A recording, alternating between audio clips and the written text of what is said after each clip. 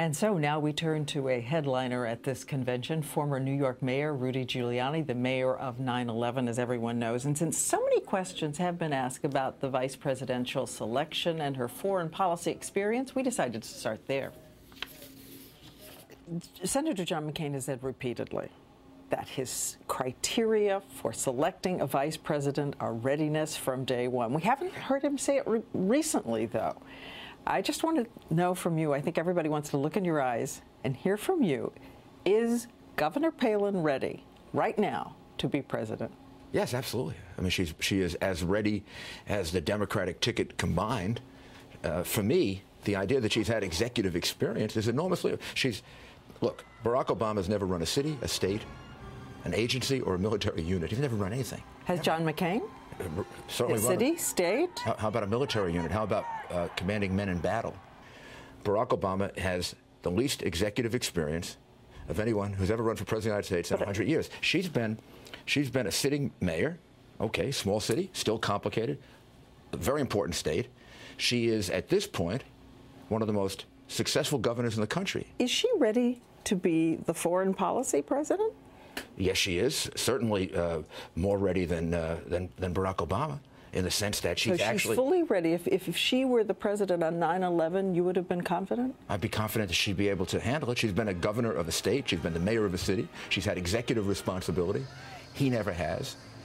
He never had any executive responsibility. Then, look, in fairness, we're going to have to see, and American people get to judge her responses. Barack Obama has had two problems: no experience, and then very bad instincts.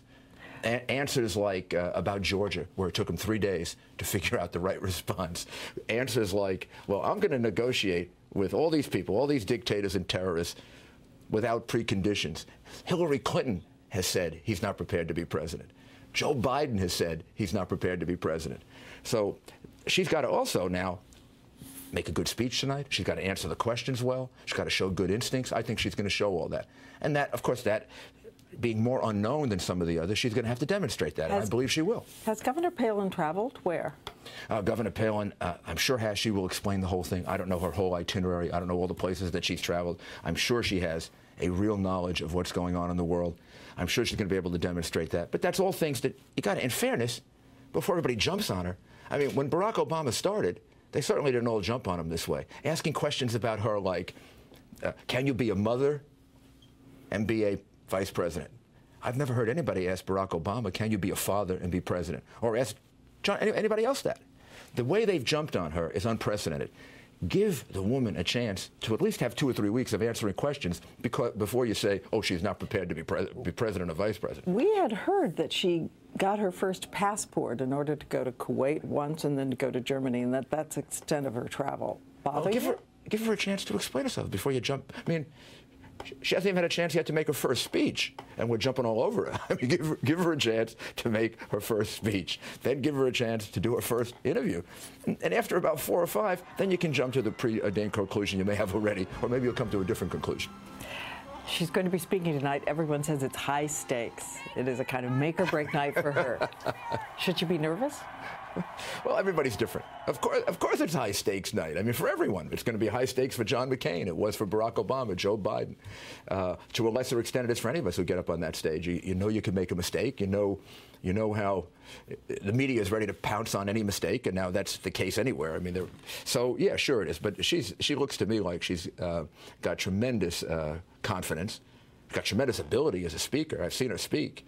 So I think she's going to do very, very well. I think the expectations are pretty high, but I think she'll more than meet them and exceed them. And I think she will. And I think she will when you start all interviewing her, which is something that still has to happen. Let's give it a little time. Let's give her a chance to explain herself, and I think she's going to do a fine job. You're going to be speaking tonight. Will you be speaking about her? I'll be speaking more about John. I mean, John's been my friend for 20 years. I have a personal commitment to this campaign. When I was running, I used to say, if I weren't running, I'd be supporting John McCain.